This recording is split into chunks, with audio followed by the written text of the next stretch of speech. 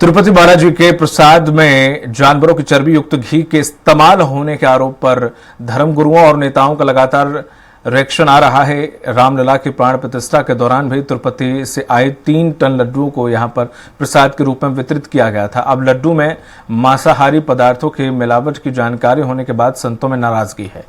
तिरुपति स्थित श्री वेंकटेश्वर मंदिर के प्रसादम लड्डू में गाय की चर्बी और मछली का तेल इस्तेमाल किए जाने का मामला सामने आने के बाद रामनगरी के संत और भक्त दोनों दंग हैं।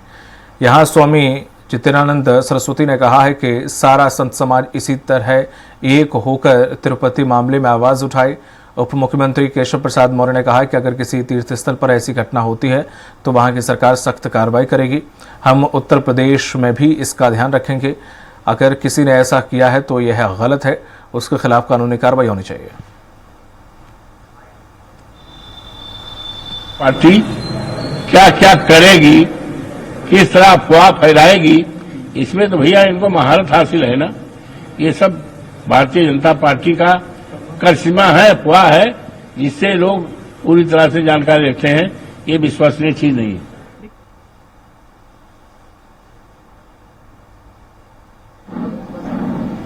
एनडीए गवर्नमेंट में शामिल दल तेलुगु देशम लगा रहा है कि जो तिरुपति में लड्डू दिए गए वो एनालिसिस में जांच में पाए गए कि उसमें शामिल शायद वो मटेरियल है जो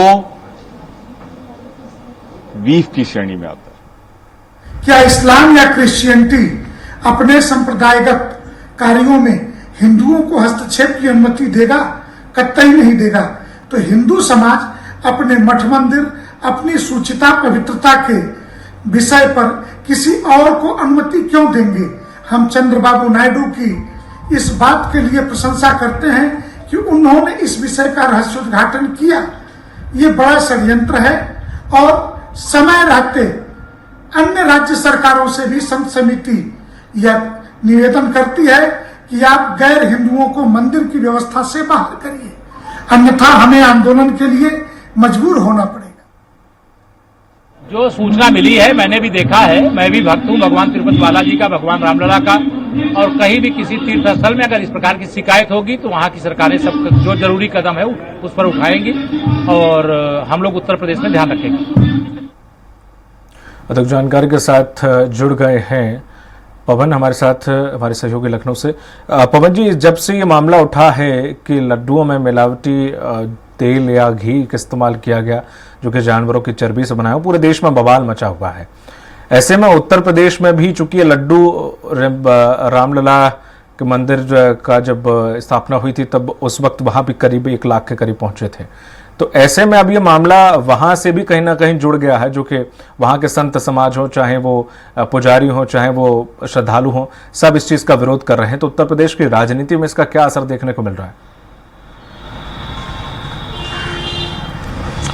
देखिए दीपक, सबसे बड़ी बात है कि उत्तर प्रदेश हो या पूरा देश हो, चूंकि आस्था एक बड़ा विषय है और भारत को माना जाता है कि बहुत सारे लोग आस्था के पुजारी हैं। चूंकि इससे पहले भी सनातन धर्म को बड़ा धर्म बोला जाता था और बहुत पुरातन यह सभ्यता है, जिसको लेकर अगर इसमें कहीं से कोई भी जरा सी भी बात कहीं सामने आती है तो पूरा समाज बिल्कुल उद्दोलित हो जाता है और इसको बर्दाश्त नहीं कर पाता।